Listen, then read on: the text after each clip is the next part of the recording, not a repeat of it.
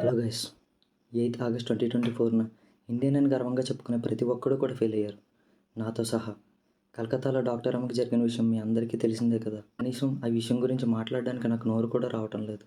కానీ ఇప్పుడు వాళ్ళు so called leaders and officers అని పిలుచుకునే వాళ్ళు ఈ కేసుని తప్పుదోవ పట్టించడానికి అయితే ట్రై చేస్తున్నారు. ముందు ఈ కేసునేమో సూసైడ్ అన్నారు. క్లియర్గా బాడీ ఆ పొజిషన్లో ఉంటే అసలు సూసైడ్ అని ఎలా అనగలిగారు సార్ పోలీసులు? ఆ తర్వాత డాక్టర్ అమ్మ బాడీలో 150 grams ఆఫ్ సీమన్ దొరికితే ఇదంతా ఒక్కడే చేశాడు అంటున్నారు. ఆ తర్వాత వాళ్ళ పేరెంట్స్ రిక్వెస్ట్ పెడితే సిబిఐకి కేసుని అయితే ట్రాన్స్ఫర్ చేశారు.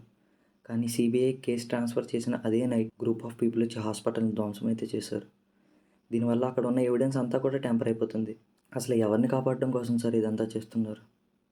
ఖచ్చితంగా దీని వెనక ఎవరో పెద్దవాళ్ళు అయితే ఉన్నారు. అసలు మన దేశం ఎటువైపు వెళ్తుంది? మన ప్రాణాలు పోసే డాక్టర్లకే రక్షణ లేదంటే ఎవరి కోసం సారీ స్వాతంత్రం? రాణి లక్ష్మీబాయి లాంటి వీరులు తమ ప్రాణత్యాగం చేసి తెచ్చిన స్వతంత్రం ఇందుకోసమా? ఒక్క డాక్టర్లు తప్ప దీని గురించి ఏ ఇండియన్ కూడా రెస్పాండ్ అవ్వట్లేదు. మనందరికీ సిగ్గుచేటు.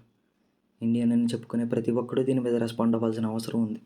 భారతదేశం నా మాతృభూమి, భారతీయులందరూ నా సహోదరులు అని చెప్పిన ప్రతి ఒక్కరూ దీని మీద ఫైట్ చేయాలి. ఇలాంటి మానవ మృగాల్ని నడి రోడ్డు మీద పెట్టి అడ్డంగా నరికే ప్రభుత్వం వచ్చినప్పుడే మన దేశం బాగుపడుతుంది.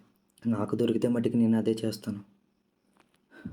కనీసం అట్లీస్ట్ మిమ్మల్ని రోడ్ల మీదకి వచ్చి ఫైట్ అయితే చేయమంటలేదు. అట్లీస్ట్ సోషల్ మీడియాలో అయినా దీని గురించి అయితే రెస్పాండ్ అవ్వండి. ఇప్పటిదాకా చాలా తక్కువ మంది రెస్పాండ్ అయ్యారు. ఇదే మన ఇంట్లో ఆడపిల్లకి జరిగితే మనం ఊరుకుంటామా? భారతీయులందరూ నా సహోదరులను ప్రమాణం చేస్తే సరిపోదు, నిజంగా దాన్ని పాటించాలి. ఒకప్పుడు బ్రిటిష్ వాళ్ళతో యుద్ధం చేసాం, ఇప్పుడు ఇలాంటి రాక్షసులతో యుద్ధం చేస్తున్నాం.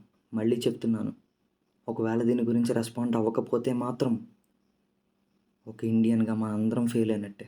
ఆమెకి జస్టిస్ జరిగే వరకు మన ఛానల్లో వీడియోలు అయితే వస్తూనే ఉంటాయి. మీరు డిస్లైక్ కొట్టినా పర్వాలేదు.